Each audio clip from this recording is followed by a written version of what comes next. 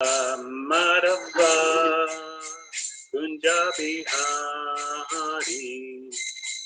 Radha Madhava Kunja Bihari Gopijana Ballabha Girivardhari Gopijana Ballabha Girivardhari Jasodanandana Brajadana Ranjana Jasodanandana Brajadana Ranjana Yamuna Tira Vanachari Vanachari Yamuna Tira Vanachari Yamuna Tira Jaya Radha Madhava Kunja Bihari Jaya Radha Madhava Kunja Bihari Jaya Radha Madhava Kunja Bihari Jaya Radha Madhava Kunja Bihari Gopi Jana Ballabha Girivardhari Gopi Jana Ballabha Girivardhari Gopi Jana Ballabha Girivardhari Gopi Jana Ballabha Girivardhari Yasodanandana Brajadana Ranjana Yasodanandana Brajadana Ranjana Yasodanandana Brajadana Ranjana Yasodanandana Brajadana Ranjana Yamuna Tira Vanachari Yamuna Tira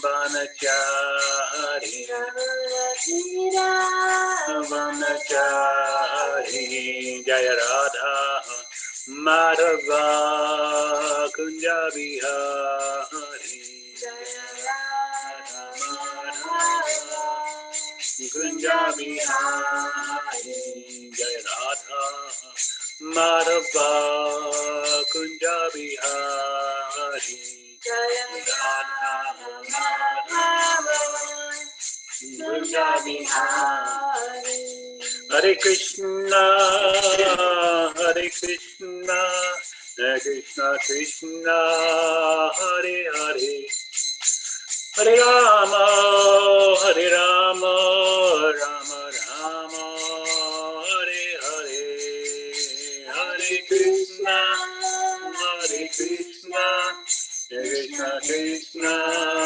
Hare Hare Hare Rama Hare Rama Rama Rama Hare Hare Hare Kṛṣṇa Hare Kṛṣṇa Krishna Krishna Hare Hare Hare Rama Hare Rama Rama Rama Hare Hare Hare Kṛṣṇa Hare Kṛṣṇa Krishna Krishna Hare Hare Hare Rama Hare Rama Rama Rama Hare Hare Jaya Prabhupada Jaya Prabhupada Jaya Prabhupada Jaya Prabhupada Jaya Prabhupada Jaya Prabhupada Jaya Prabhupada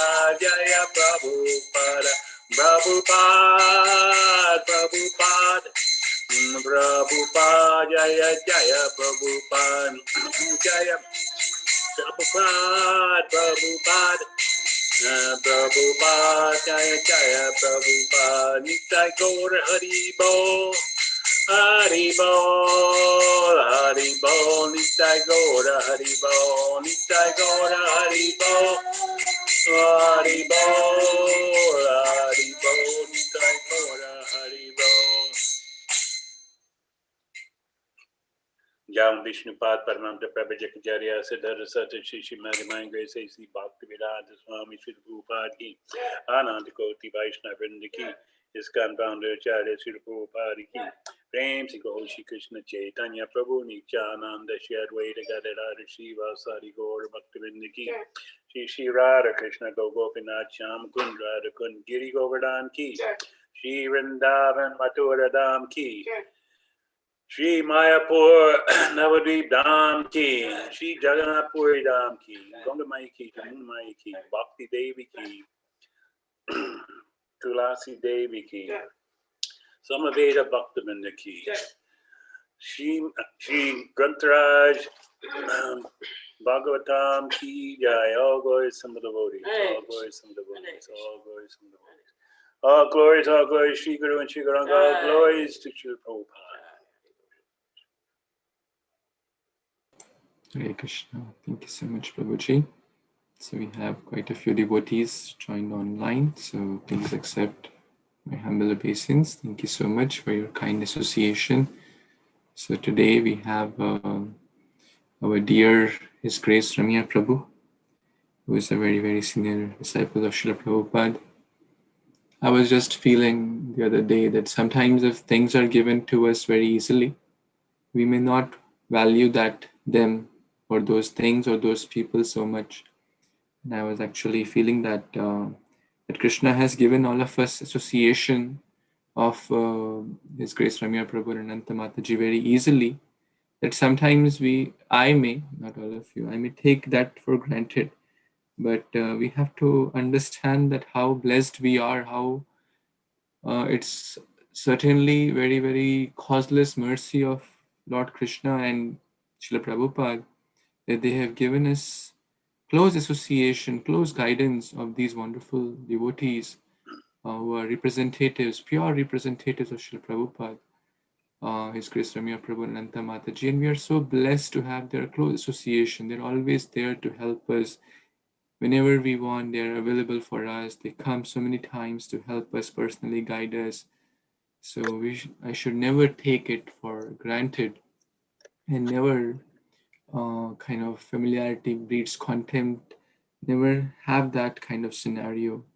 Because if I take it for granted, then Krishna will not give that opportunity to us. So with that being said, we are very, very grateful, Prabhuji, to you for giving us this opportunity, chance, and guidance.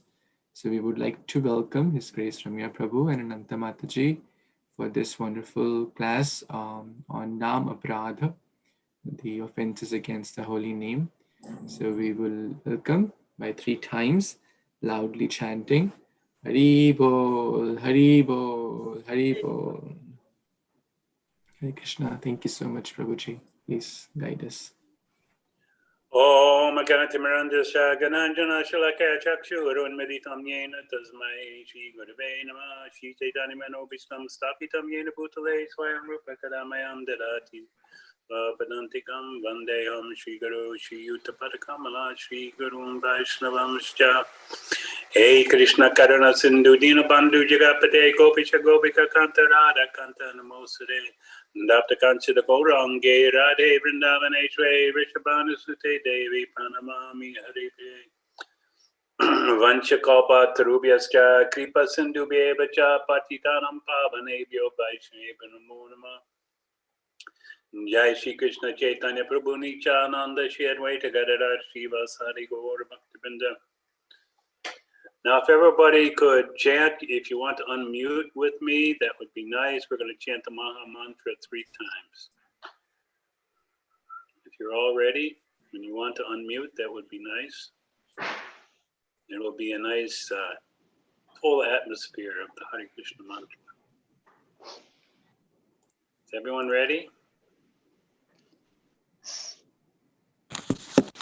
People are or what, but let's see. Hare Krishna, Hare Krishna, Krishna, Krishna Hare Hare Hare Rama, Rama, Hare Rama, Rama Rama Rama, Rama, Hare Hare, Hare Krishna Krishna, Hare Hare Krishna, Krishna, Krishna Krishna Hare Hare Hare, Hare, Hare Hare Hare Rama, Rama, Hare Hare Rama, Rama, Rama Rama Rama, Rama, Hare Hare Hare, Hare Krishna, Krishna Hare Hare Krishna, Krishna, Krishna Hare Krishna Hare, Hare Hare, Hare Rama, Hare Rama Rama, Rama, Rama Rama Hare Rama, Hare. Hare Hare. Thank you, everyone. Yeah, it'd be good if everyone's muted so we don't get any feedback. So today we're talking about NAAM APRAADH, but let's begin from the right place. There are three classifications of devotees, or stages, let's say, of chanting. And I don't know if you're all familiar, but they're called NAAM APRAADH, NAAM APRAADH, and Shuddha Naam. So NAAM APRAADH is where one is chanting and committing offenses. NAAM APRAADH is where one is free from offenses and he's in this clearing state, but has not yet attained the higher levels of bhava and beyond. And Shuddha Naam is the full blossomed holy name in which one experiences the deep and wonderful characteristics of the holy name and the results of chanting, which are very wonderful and ecstatic. So the question is, why do we want to know about all this? Can't we just chant Hare Kṛṣṇa and be happy, as they say, as Prabhupada says? Well, there's a good reason for it.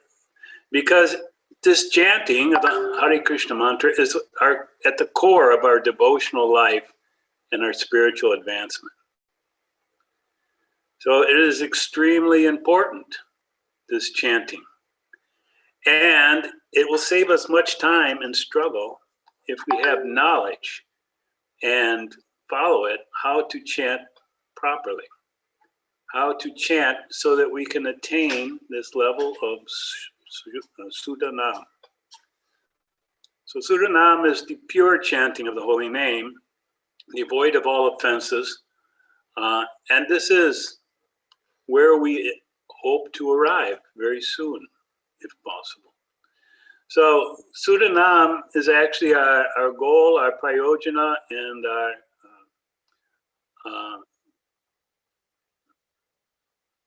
our goal in life, yes. And we want to be able to fully accept Krishna in this form of his holy name. Just like we are accustomed to go to the temple and see the deity and meditate on the deity. And we feel greatly inspired by that darshan of the Lord. But also we are getting daily this darshan of the Lord in the form of his holy name, which is coming to us on our tongue and in our ears, and then hopefully in our heart. So this darshan we may not appreciate as deeply because of our contaminated mind and our contaminated senses. We are not actually able, with contaminated mind and senses, to experience the pure spiritual quality of the holy name. So therefore, it seems a little difficult. It seems like a challenge. So this chanting is the highest devotional principle, the highest devotional activity. And NAAM APRAADH, committing offenses against the holy name, is more serious than all other sinful activities and offenses one may commit. And there are more than 64 types of offenses. So what is our hope? What is how will we proceed? Well, the Shastras tell us that incessant chanting, Kirtaniya Sada Hari, is the only way to purify ourselves when we're infected with NAAM APRAADH, and it is the only way to achieve the goal of life, which is Krishna Prema. So what is the aparadh? To us, we're experiencing something, or we want to be experiencing something, Krishna's darshan, Krishna's association, Krishna's presence. But the aparadhs come because we are not chanting correctly. We're making some mistake. We're putting some block in our chanting towards Krishna. And these aparadhs are very troublesome and can be difficult to counteract and overcome if we don't deal with them early on. If we are successful, then the Shastras tell us that we will attain Shuddhanam, the pure name, which will awaken on our tongues and in our ears very soon. So this offenseless chanting, pure chanting, delivers one from the material bondage. And the potency of the pure name is very great. Chanting to achieve any personal material benefit will not give transcendental results very soon. So we hear about all these achievements, benefits, progressions in chanting, but if there are offenses, then we won't achieve those results for quite a while. So the chanting of the holy name must be strengthened by Shraddha. In what? In the scriptural injunctions and glorifications of the holy name. Say what Shraddha is. Shraddha, of course, means faith in the scriptural injunctions and glorifications. As an example, here's one of the quotes. Those who utter Krishna and other munificent names of the Supreme Lord destroy the millions of reprehensible sins that they may have committed. Very powerful.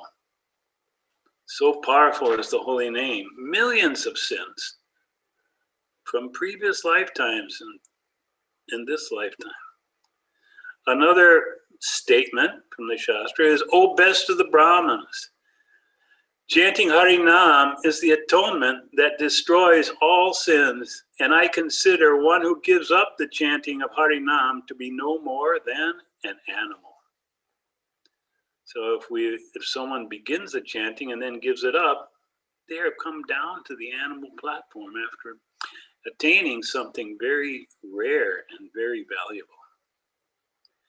And the next quote is, Harinam possesses such incredible powers of purifying any sin that even the most sinful person is unable to commit so many sins that Harinam cannot absolve him. So of course we know that Haridas Thakur was in an assembly of devotees and they were discussing this, and he made some of these statements. And one person objected. And that didn't go well for him, that person, because he offended Haridas Thakur and doubted the scriptures. He contracted leprosy on his face and became very disfigured. So these offenses must be strictly avoided. Not only do we avoid the offenses, but we must strictly avoid the offenses, strictly avoid the association with those who are offenders against the holy name. Śrī Caitanya Mahāprabhu advises us that if one accidentally meets an offender to the Harinam, then one has to cleanse himself by bathing immediately in a holy river while still in his clothes. So such a person is obviously quite contaminated, and we have that experience that in this particular time period, if someone comes down with the COVID, they're very contaminating and everybody avoids them, so they don't want to catch what he has. So that same principle is there. with offenses the holy name. We don't want to associate with those who are offending the holy name, because we may ourselves, by that association, be inclined towards offenses. So, of all the instructions in the Vedas, the direction to chant Harinam is the foremost.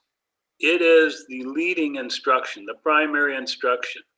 And we know that in this age of Kali, Lord Chaitanya invented, why? To inaugurate this chanting of the Hare Kṛṣṇa mantra as the Yuga Dharma, the method of self-realization in this age. And the scriptures, there's so many quotes how they glorify this chanting as being the most powerful.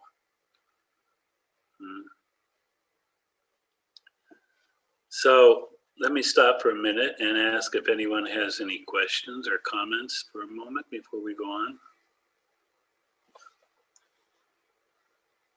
If you have one, please unmute yourself so we can hear. Hare Kṛṣṇa Prabhuji, Nandor Pranam, all goes to Śrīla Prabhupada. So Prabhuji, you told that not to do offend and not to come closer to the offender. But as these are a preaching program, we preach everybody, right? Without any looking at the color, skin, origin. So sometimes some people come or atheist or against religion, or even so-called Indians or Hindus also talk against. So, and as a devotee, you should not talk back with those type of people and come out. But already I've associated with him by spending some time. So that offender who did the offense against the holy name, that also falls on me? In the point of preaching, there are some things to be considered. One is that the Kanishta Adhikari, the beginning devotee, is not able to preach very nicely, so he's not able to convince others, nor does he understand very much, except Krishna is in the deity. And he's not so clear about the position of devotees. But when one advances to the Madhyamadhikari level, then one is involved in preaching. Why? Because he sees three different classes of men. He sees those who are more advanced than him, and he seeks out their association so that he may be uplifted and encouraged. Those who are on an equal level with him, he makes friends with them. And those who are more neophyte, he preaches to them. But the atheists he tends to avoid. Now, in this Kali Yuga, there are many atheists. Some are, let's just say, superficial atheists, just because they've had no good experience of religion or God, something positive. So those persons are still more or less innocent. But, and as you can, I don't encourage you, but you can find on the internet, like on YouTube, some very heavy demoniac atheists who deny anything related to God as just an imagination, just an opiate of the people to control them.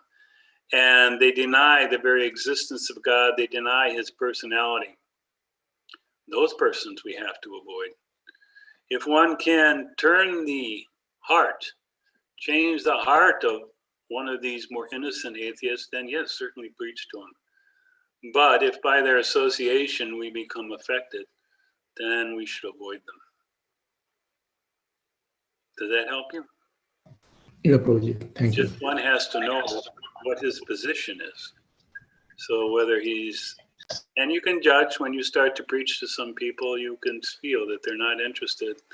And like Vaisheshika shows us on book distribution, for example, somebody's not interested, he just says, have a good day, goodbye. You know, inviting to the programs, You know, obviously, most of them will just sit there quietly and ignore you, but some of them, if there is someone vocal, then to the best of our capability, it's good to defeat their atheistic mentality in front of the others, which will instill faith in the hearts of the innocent. Any other questions, comments? All right. Well, we can go on now to begin. And some of your question about preaching to atheists will be defined in these offenses. So the first offense is to enviously criticize devotees of Krishna, and this is greatly harmful. And this includes feeling malice, you know, or envy towards the devotees. So we have to be very careful, and as neophytes or those who are contaminated, this tendency may give rise in our heart, that we see someone or some devotee and we want to criticize them for things that they are not doing or things that they have done incorrectly, or just because on the material platform we don't like them. We feel some enmity towards them. So devotees who have surrendered to Harinam, they give up every material aspiration. And Harinam, the holy name, cannot tolerate any blasphemy against them because they are engaged in propagating the spiritual teachings and glories of the holy name. So this will mean that, you know, when one criticizes one who is explaining and giving shiksha on the holy name or on the scriptures, Krishna says in the Bhagavad Gita, no one's more dear to me than one who explains the science of Bhagavad Gita to those, you know, to the devotees. So this is very serious. Krishna takes it very seriously in the form of holy name. And he cannot tolerate this. So we have to, I mean, we may get some feeling, but we have to push it out of our mind immediately. And how to do that? Instead of criticizing them, one should join with them in Harinam Sankirtan, and that will attract the mercy of the holy name. Now, if one commits this offense, he should repent and fall at the devotee's feet and lament and offer his obeisances and praise him. So this is one of the steps to remedy, counteract these offenses, to become free of it. But if that devotee is not satisfied by doing this, then one should render favorable service to him as that devotee desires. So then we have to make a higher level of commitment to serve that devotee. And if he is still upset, then one with great remorse, great regret, and considering himself to be most unfortunate and destined to suffer in hell for millions of years, then he should take shelter of the holy name and chant incessantly. And over time, the power of the holy name will deliver one from the offense. However, one cannot minimize this offense by pointing out some defect in the devotee. So we don't say, oh, he does this or he doesn't do that, and therefore I can criticize. It's obvious he has some fault. That is not a reason to justify this criticism. Even if the devotee is of bad character and devoid of proper behavior, if he is a cheater or full of worldly desires, if he has surrendered to Krishna, he is to be considered saintly. And we know that verse from Bhagavad Gita, api chet sudaracharo. And if a devotee is a Mahābhāgavat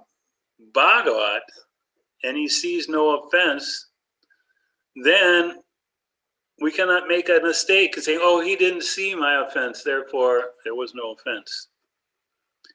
No, because the Supreme Lord He sees the offense and he will not tolerate it. And so one must fall down and offer obeisances and beg forgiveness. And we see this in the example of Maharaj Ambarish and Durvasa Muni. Ambarish Maharaj was a very saintly, realized devotee. And Durvasa Muni became angry with him because of his breaking fast. And therefore he tried to create a demon and send him to punish him. And the Sudarshan Chakra was released by Krishna. Now, Ambarish Maharaj, the point of the story is that Ambarish Maharaj took no offense. You know, he felt whatever happens from this, you know, is great. He's felt very good feelings towards Durvasa Muni. He had no criticism of it. But Krishna took offense and sent the Sudarshan Chakra, not only killed the demon, but chased Durvasa Muni all through the universe, until somehow or other he got in front of Lord Narayan, and Lord Narayan says, I can't help you. You have to go get forgiveness of my devotee. He's the only one that can release you from the reaction to this offense. So he did that. And we're fortunate the story ends nicely like that. But sometimes people don't do that. And they can continue to suffer for many, many years, depending on how long it takes them to correct their mentality and ask forgiveness. So as neophytes, devotees tend to fall into this problem because we see this one, that one, he's creating problem for me, or he's not acting this way, or whatever. So many reasons to create offense. And the result is we are blocked by aparadh from experiencing the Sudanam. One is not able to go to the higher levels of Krishna Prema.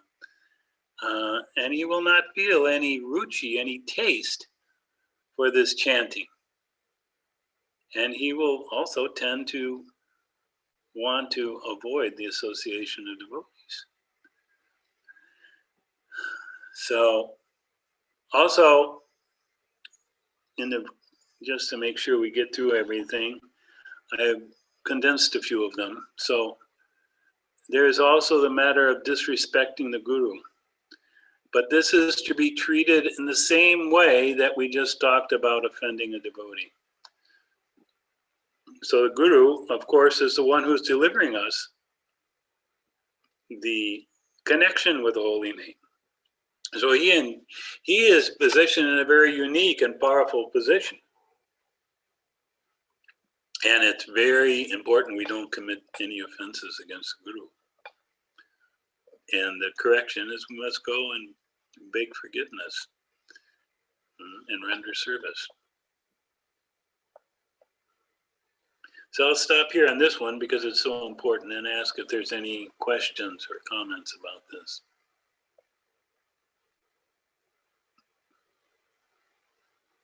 I'm sure some of you have heard about this before, but maybe we're giving some additional insights here that will make it feasible to understand. Yes, Shubhalas. Hare Kṛṣṇa Prabhuji, thank you so much for these wonderful points.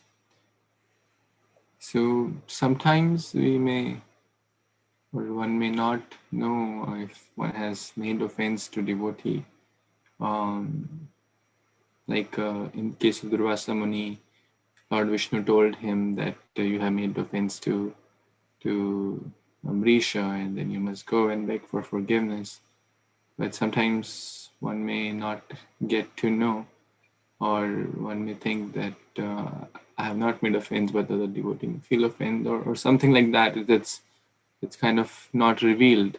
So what should be the course of action in that situation? Well, in some senses, we may be able to look at like driving a car. And one may exceed the speed limit due to not being careful, not watching. And the policeman can still arrest you because you violated the law. That's within his power. And sometimes they do, you know. So whether we know or not know, the reaction will be there. And that we're going to cover more towards the end of the whole discussion, where people say, a person may say, oh, I've not committed any offenses, but I'm still not tasting the benefits of Shuddhanam. So we'll cover that more, because I want to keep your attention and be ready to hear more about this. But know that it is important that we guard against these offenses. So it's not kind of just a passive experience where we're chanting and we're acting as devotees, devotional service, and we have no thoughts, no cares of what we do. And therefore, we are negligent by just not being attentive.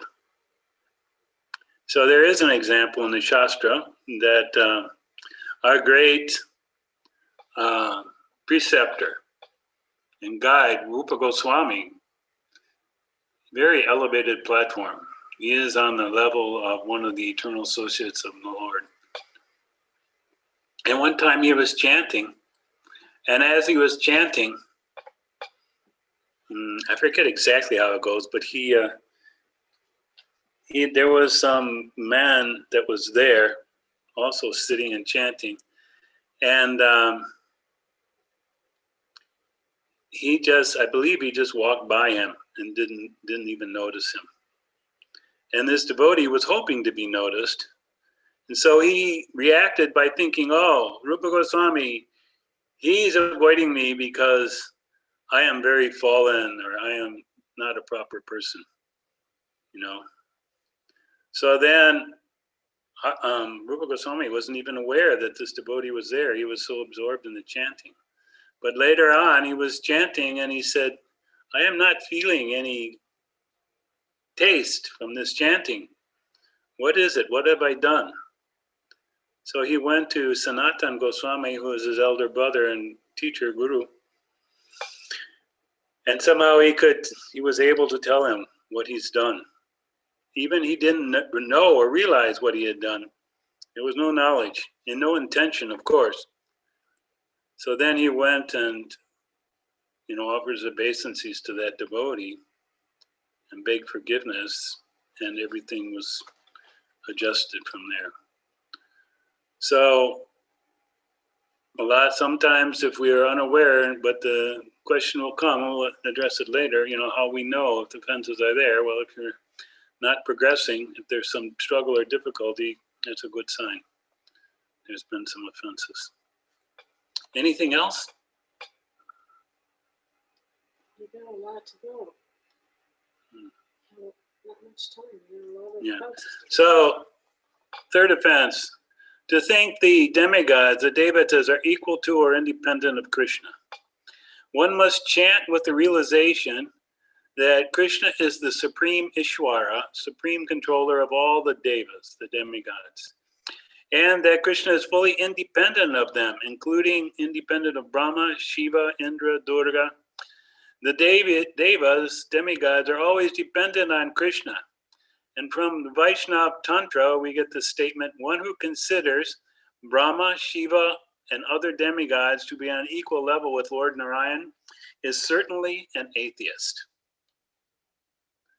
So one should give up that mentality that the demigods are on some equal or higher platform. And sometimes I never experienced that because I didn't know what demigods were before I became a devotee. But sometimes one may have that family background, whatever. So this has to be corrected in order to avoid making this offense. The next offense, fourth, is to disrespect the scriptures, considering they do not mention anything about bhakti and thus only to be glorified by worldly minded people. To counteract this offense, one must glorify the same scriptures and their practitioners with the same mouth that uttered criticism, and then do loud Harinam to get relief.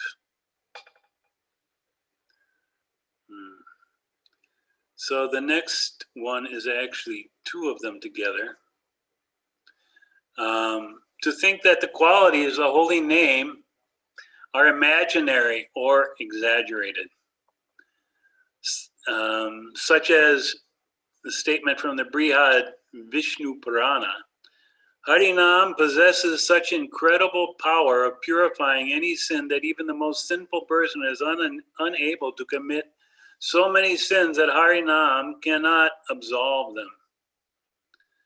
So this chanting of Harinam must be strengthened by faith in the scriptural injunctions and glorifications of the holy name. We must have faith that these are true, that these are the absolute truth, and we must strictly avoid those who are offenders against the holy name.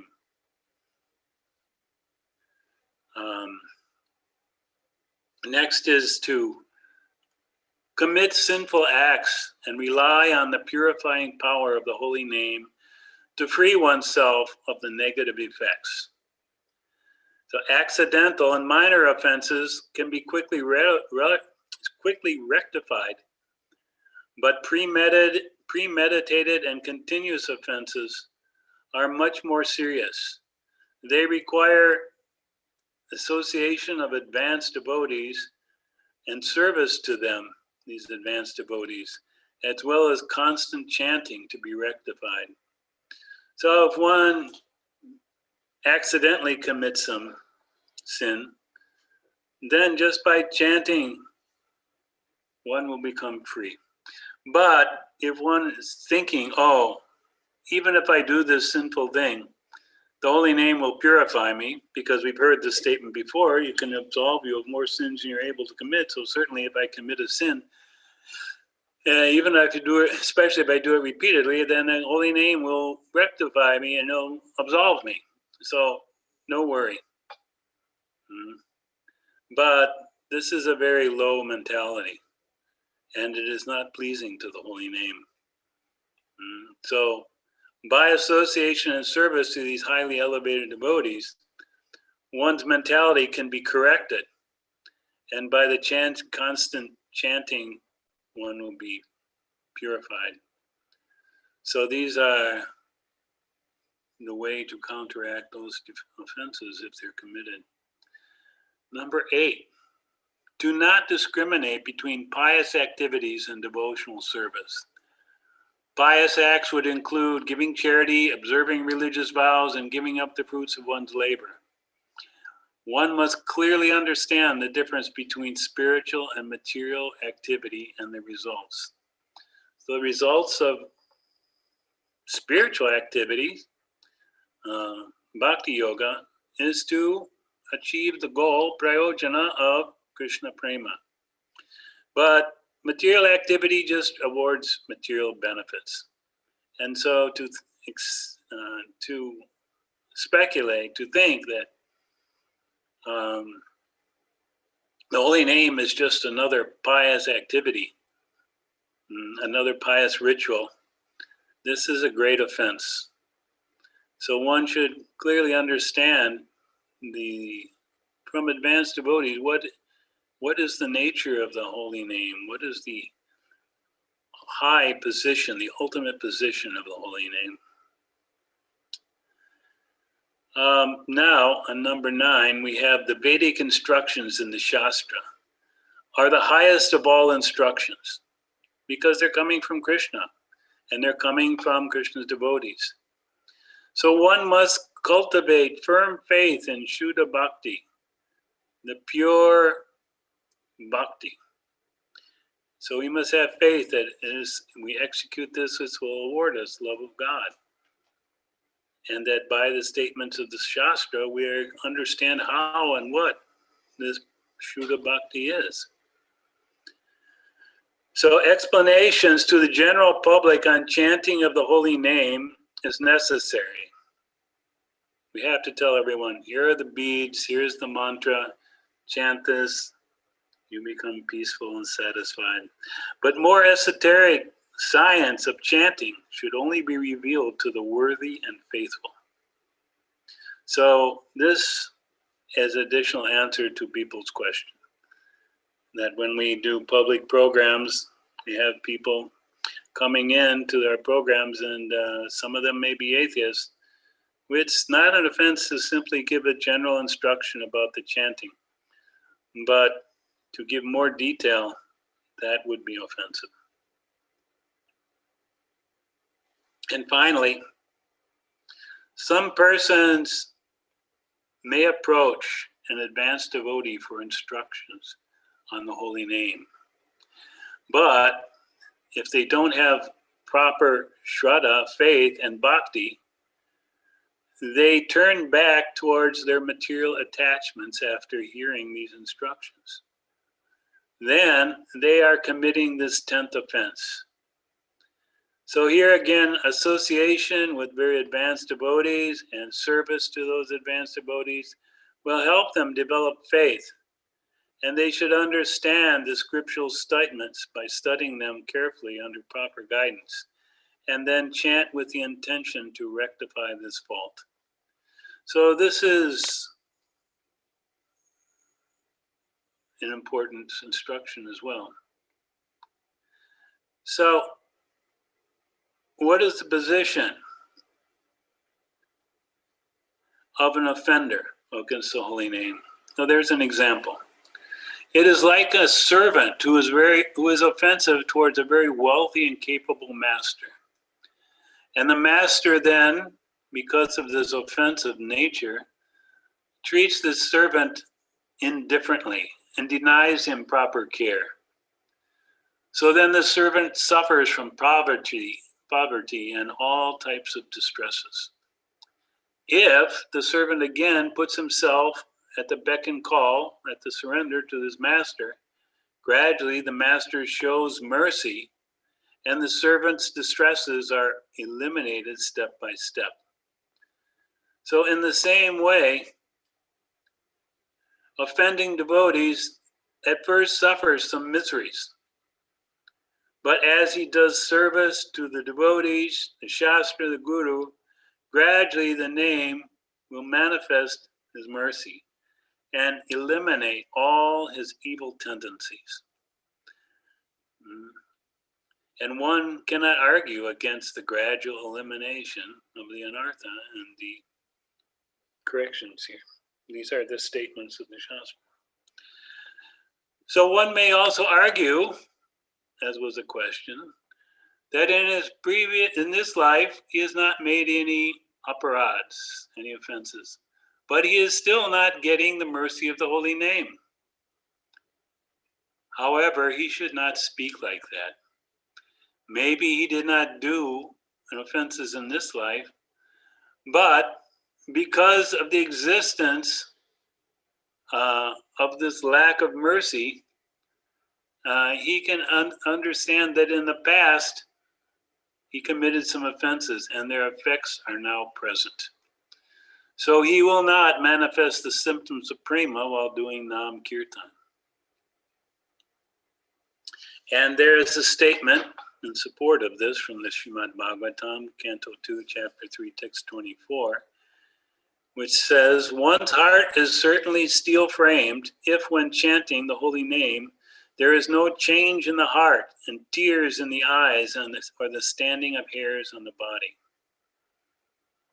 And another and finally, then there's the final statement I wanted to cover today, is that one who commits these aparads may get the reaction of becoming adverse to Lord Krishna and unable to take shelter of a guru and unable to perform devotional service. So it is very dangerous, and we should know the offenses and how to rectify them and try very hard to avoid them. So now I want to stop and take more questions, comments, additions.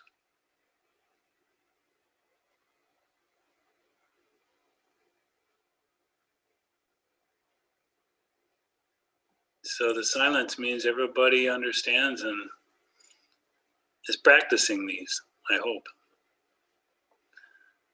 you know, as we are beginning, it's very, very important that we understand all this about offenses, what they are, how to rectify them, how to avoid them, because the path of bhakti can be very difficult due to our conditioned nature.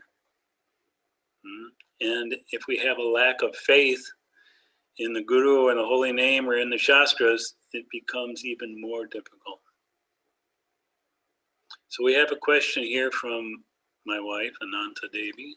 Isn't there some other offense like not paying attention? It is mentioned that inattention to the holy name is also mentioned as an offense. So in the book of Madhurya Kandambini, Srila Vishnavat Chakravarti Thakur explains that this inattention can become the root, the seed which creates all these other offenses. You know, because Krishna is there present and we're experiencing him, or meant to experience him with our tongue and our ears and in our hearts. But if we're not paying attention, we know our own experience, just to give us a perception, that if somebody comes to speak to us, like say I want to speak to people, and I'm standing in front of them, but I'm looking all around the room, I'm taking out my phone, I'm looking at the phone, I'm having conversations with other people in the room, or I'm sitting looking something on the computer, and I'm chanting. I'm supposed to be talking with people. People will be very upset that he's being ignored. Is that true, people? Yes, people agrees. So Krishna is a person. The holy name is a person. And Prabhupada one time was asked by a devotee, when I'm chanting, my mind is going all over the place. So Prabhupada's answer, what to do, was chant louder. Now when you chant louder, and there's a loud recitation of holy name, the mind cannot think of anything else. So this chanting is not just a ritual that we go through on a morning basis every day, but it is our experiencing and our purification and our experiencing of Krishna. That's what it's meant to be. But because we have materially contaminated senses and mind, we don't experience him in his fullness. So due to faith in the Guru and the Shastra, we chant, but we want to chant correctly so that we are eligible for these highest benefits. More questions?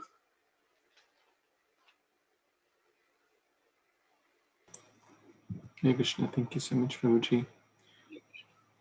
So in the Bhagavatam classes or other classes also, we are hearing about holy name, we're hearing about Krishna, name, form, qualities.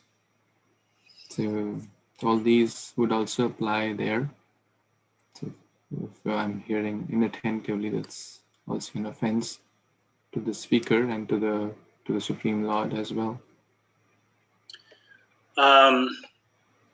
Yes, obviously, that's offensive. One should pay attention and hear, because instructions how to be delivered from this cycle of birth and death is being delivered to us. And then if we are too busy to pay attention to that, then obviously Krishna's not pleased. You know, I mean, the examples are the same, you know. Sometimes one thinks that he can do two things at once. This idea of multiprocessing is very popular, multitasking. So thinking that I can chant and listen to class at the same time, or other things I can do. So this is not attentive hearing. So we are cheating ourselves when we don't hear attentively. We are getting instructions how to get relief from our contaminated material existence and how to attain the goal of life, Krishna Prema, and we are not able to carefully listen to them and attentively. If we fell in an ocean far from the shore with no support, then we would be crying for help and relief, and anything that would help us, save us, we would give full attention and full effort to accept that offering. But we are in this ocean of birth and death. And the material modes are washing over us again and again, covering us, blocking us. So ignorance means when we don't understand who we are or what we should be doing. We have completely the wrong idea. So if we're covered with that ignorance, yes, we'll think so many other things are important. If we're covered with passion, we'll want to do so many other things and think we can multitask and do so many things at the same time. But that will not help us. So we're drowning in the ocean. The man drowning in the ocean, he doesn't think, well, let me see if I can swim around a little bit. Maybe there's some fish under the water. It will be interesting. I wonder what my wife's doing. Now I'm out here in the middle ocean. I wonder if she's cooking dinner for me. He's not thinking about it. He wants to get out of the ocean. He's very attentive. That is his only thought. He's desperately, and so that is our position. We are desperately trying to get out of this ocean of birth and death. And this is our Yuga Dharma, our method for doing that, this chanting. Does that answer your question? Thank you, Prabhuji. I have a follow-up question, but I'll let Divya Krishna Prabhu ask his question first. Prabhuji, I wanted to recite one shloka.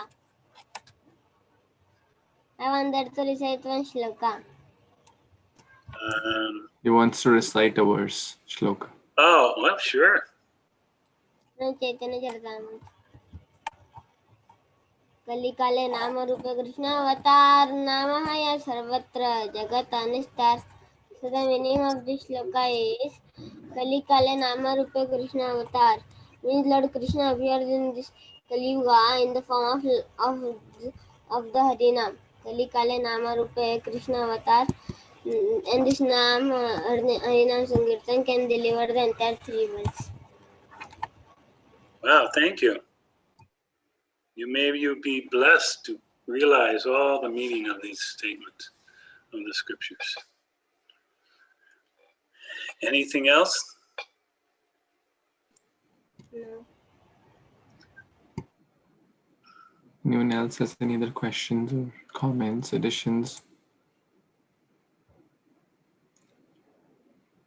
Prabhuji, no one has any other questions, so I'll take the So when opportunity. we're chanting, we should lock in this circuit between the tongue and the ear and keep the mind focused in between. If we're hearing the holy name and if we're pronouncing it so that we can hear it, understand, then the mind, Prabhupada said, will automatically be captured. So if it's not being captured, then chant louder. This was an instruction Prabhupada gave to Giriraj Maharaj, when he was in Mumbai starting the Juhu temple. And he said, Prabhupada, when I chant, my mind is going so many places. Prabhupada said, chant louder.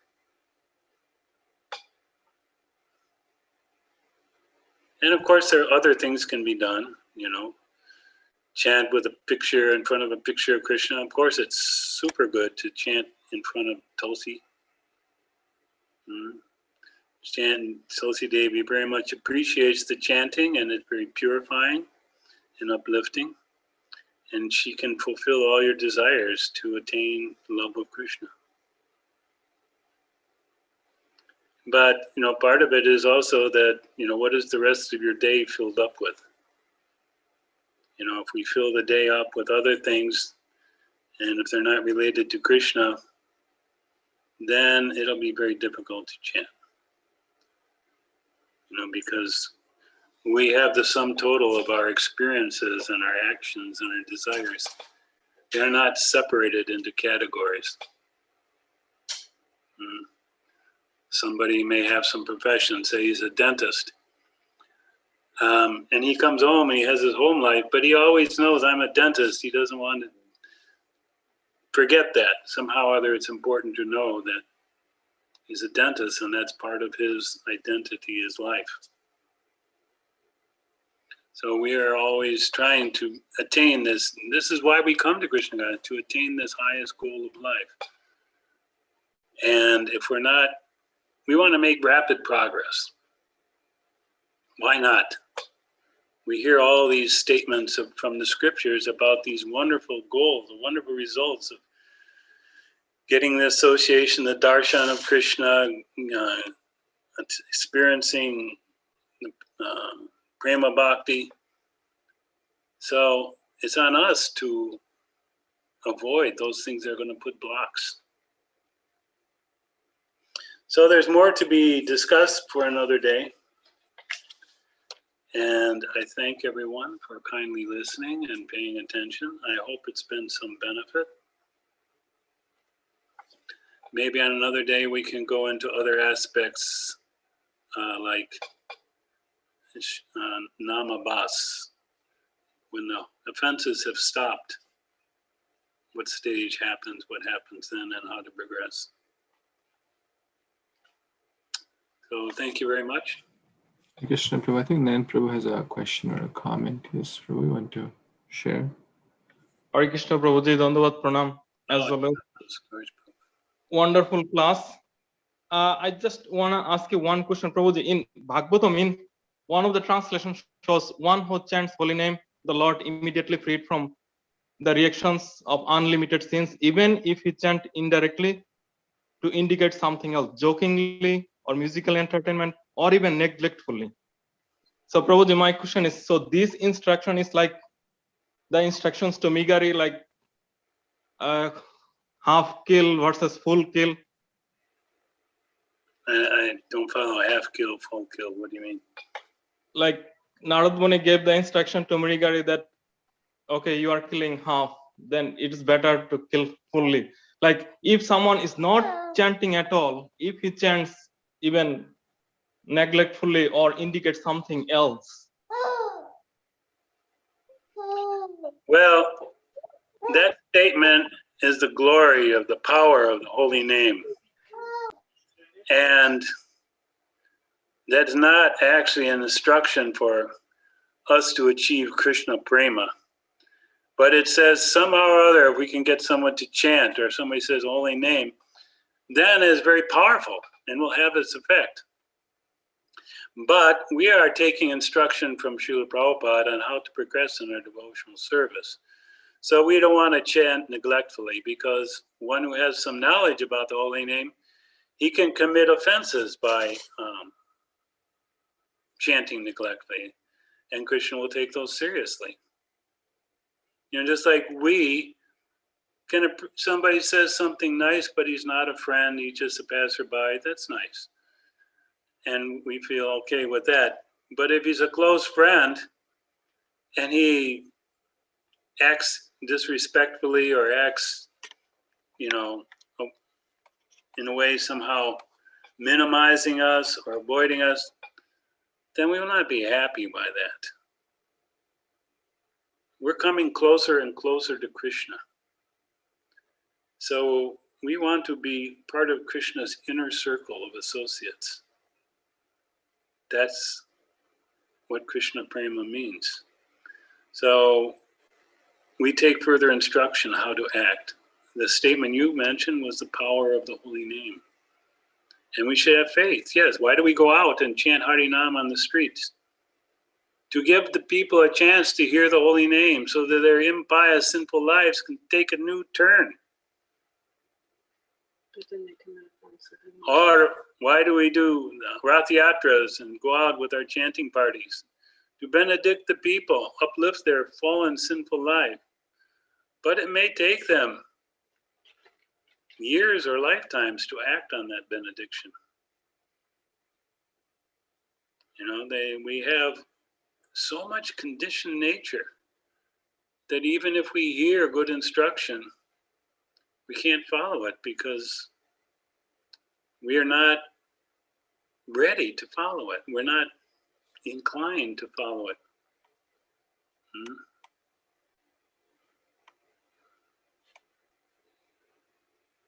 Does that answer it, or do you have more?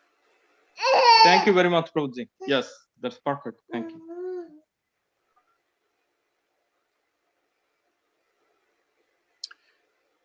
Anything else?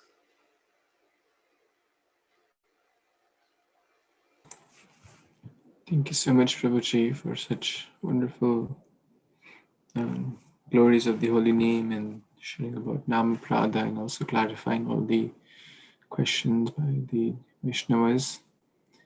So, if everyone is okay, then we can pause now. Yes. So You can chant the Hare Kṛṣṇa mantra one time. Yes, please unmute everyone.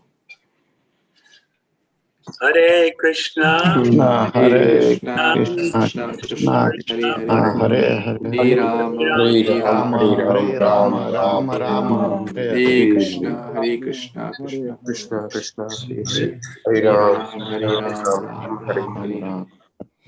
Prabhupada ki jai. Jai. Ramiya Prabhu ki Jai. Samaveta Gaur Bhaktavinda ki jai. Jai. Vanchakalpatarubhyascha kripasindhubhya eva cha patitaram pavanebhyo Vaishnavebhyo namo namo. Thank you so much. Hare Krishna. Hare Hare Krishna. Krishna.